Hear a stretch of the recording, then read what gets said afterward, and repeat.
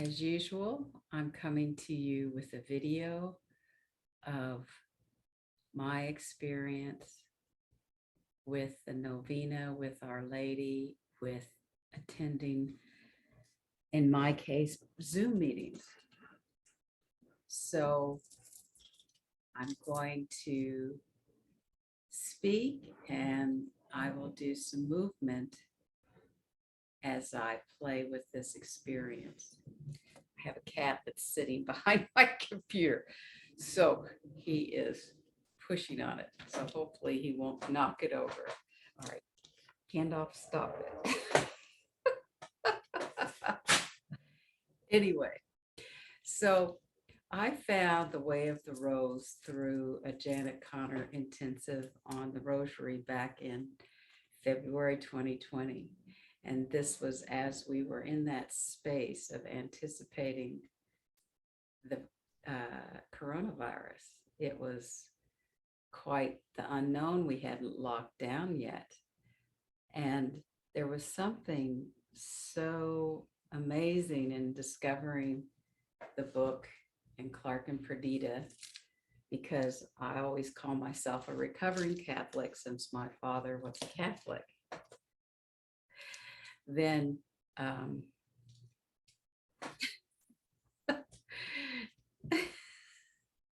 this cat's driving me crazy. Then I started going to meetings. There was so much coming through in that experience. And one is that two practices that I've been involved with in this lifetime that I continue to be involved with is a practice called authentic movement and a practice called a experience as a La Leche League leader. And in both cases, it's not about giving advice, it's about witnessing.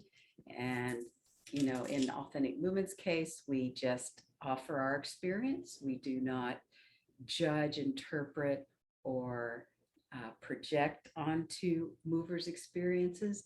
And in La Leche League, we just offer suggestions, we offer support, we offer information, but we don't tell a mother what to do because we believe she's an expert in her family. So by finding the Way of the Rose, it's the same way when we go to meetings, is we're not there to judge or offer advice. We are there just to hold people in the meeting. So it feels like I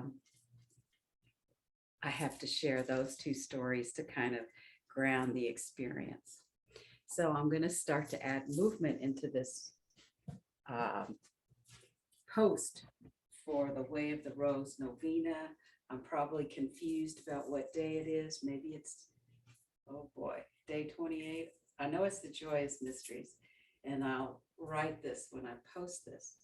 But when I discovered the Way of the Rose meeting, it's a circular experience. We go around the mysteries. We go around and we continue in the circle. And so for me, it's like we always come back home, come back through the circle. And that has to do with lifetimes after lifetimes as well. So just as a mover and dancer, I need to also walk my rosary prayers. So when I'm walking up my hill and I'm saying my practice, I'm bringing in, I'm feeling every person that's ever been in a rosary circle with me. And so, and the frustration with Zoom is, of course, we're on a flat screen and we can't actually sit in a circle. So my authentic movement practice takes place in a circle. La Leche League meetings have always been circular, and we're never trying to say we are the expert or have the advice, just like the Way of the Rose. So that comes to me. And in my work as a dance movement therapist, a practice my husband and I have created is called physical storytelling. there's many different scores in physical storytelling, but one of them is called the journey score. And we usually have the protagonist, uh, the person choose a mover to be their protagonist, and the mover choose, and the other person, and the person telling the story chooses who's going to be the antagonist, the challenges, the helpers. So that role is obviously combining all of the above. And then we begin in one part of the room, and then we end somewhere else, and we have the mover choose that. I mean, the storyteller, I've been doing this online and supervision, but anyway, I'll start in this corner where I came in for physical, and I'll physicalize it, and then I'll just end over here, or I'll end up back with you as the ending of the journey. So finding meeting times in the way of the rose has given me an opportunity to witness, to feel, to experience all the other way of the rose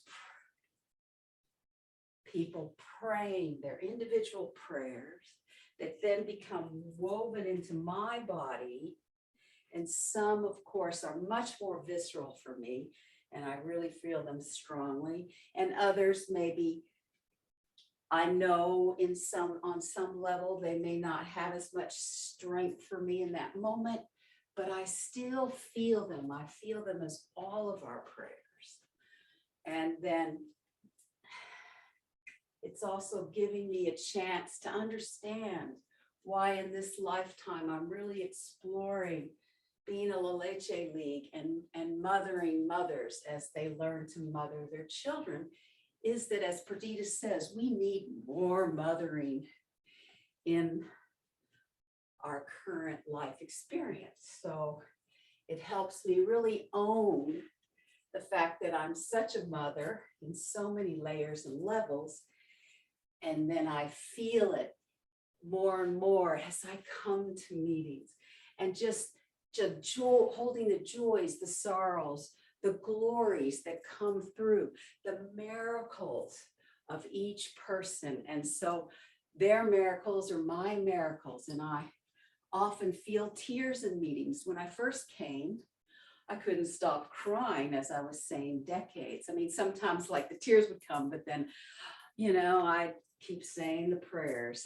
And so, and listening to prayers in other languages vibrates through my pores in different ways.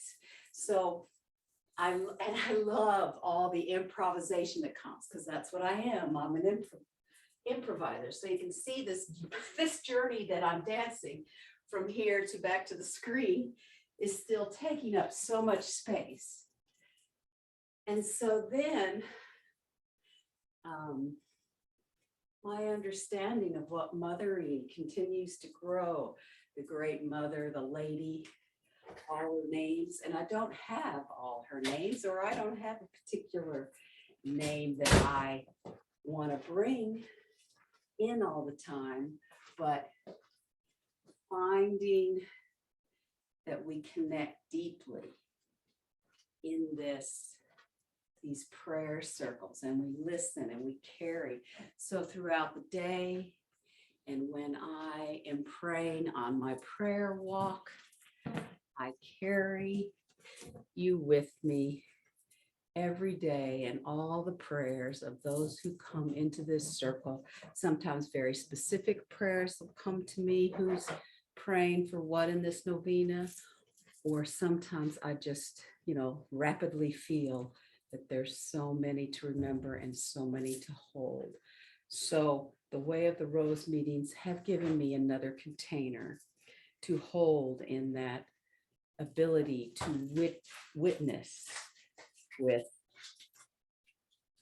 compassion and deep love. So that's what the Way of the Rose community and the prayer meetings mean to me. I guess I haven't spoken much about the novena, but okay. That's enough for now. Thank you.